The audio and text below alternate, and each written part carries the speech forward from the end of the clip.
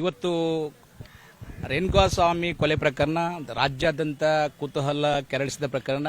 ಅದರಲ್ಲಿ ದರ್ಶನ್ ಮತ್ತು ಅವರ ಸಹಚರರು ಭಾಗಿಯಾಗಿದ್ದು ಅದರ ವಿರುದ್ಧ ರಾಜ್ಯ ಸರ್ಕಾರ ಸುಪ್ರೀಂ ಕೋರ್ಟ್ಗೆ ಮೇಲ್ಮನವಿ ಸಲ್ಲಿಸಿದ್ದು, ಹೈಕೋರ್ಟ್ ಬೇಲ್ ಕೊಟ್ಟದ್ದು ತಪ್ಪು, ಹೈಕೋರ್ಟ್ ಅಬ್ಸರ್ವೇಷನ್ ಕೂಡ ತಪ್ಪು.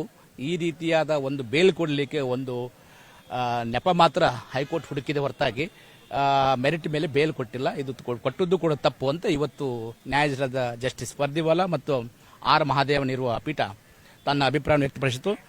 ಆಲ್ಮೋಸ್ಟ್ ಇವತ್ತು ಕಪಿಲ್ ಸಿಬಲ್ ಇವತ್ತು ದರ್ಶನ್ ಮತ್ತು ಸಹಚರ ಪರವಾಗಿ ಅಪಿಯರ್ ಆಗಿದ್ದಾರೆ, ಹಾಗೂ ರಾಜ್ಯ ಸರ್ಕಾರದ ಪರವಾಗಿ ಲೂತ್ರಾ ಅವರು ಅಪಿಯರ್ ಆಗಿದ್ದಾರೆ. ಲೂತ್ರಾ ಅವರು ತಮ್ಮ ವಾದ ಏನು ಮಂಡಿಸಿದ್ದಾರೆ ಅದೆಲ್ಲ ಕೋರ್ಟ್ ಗಮನಕ್ಕೆ ತಗೊಂಡಿದೆ. ಕೋರ್ಟ್ ಒಂದು ಕೇಳಿದೇನಂತಂದ್ರೆ, ಇವತ್ತು ಕಪಿಲ್ ಸಿಬಲ್ ಅವ್ರಿಗೆ ನೋಡಿ, ನಿಮ್ಮ ಈ ದರ್ಶನ್ ಮತ್ತು ಸಹಚರಿಗೆ 161 CRPC ಮತ್ತು 164 CRPC ಪ್ರಕಾರ ಏನೆಲ್ಲ ಸಾಕ್ಷಿಗಳು ಕೊಟ್ಟಿದ್ದಾರೆ ಅದನ್ನು ನೋಡಬೇಕಂತೂ ಕಪಿಲ್ ಸಿಬಲ್ ವಾದ ಮಾಡಿದ್ರು. ಯಾರೋ ಒಂದು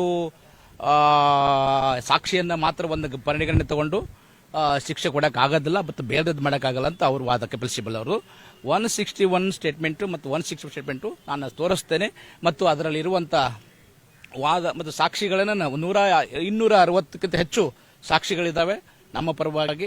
ಅವೆಲ್ಲ ಆಗಬೇಕು. ರಾಜ್ಯ ಸರ್ಕಾರ ಪರವಾಗಿ, ಪ್ರಾಸಿಕ್ಯೂಟರ್ ಪರವಾಗಿ 262 ಸಾಕ್ಷಿ ಇದ್ದಾವೆ. ಅವೆಲ್ಲ ಆಗ್ಲಿಕ್ಕೆ ಟೈಮ್ ಆಗತ್ತೆ. ಬೇಲ್ ಕೊಟ್ಟು ಸರಿ ಇದೆ ಅಂತ ಅವ್ರ ವಾದ ಇವತ್ತು ಕಪಿಲ್ ಸಿಬಲ್ ಅವರು.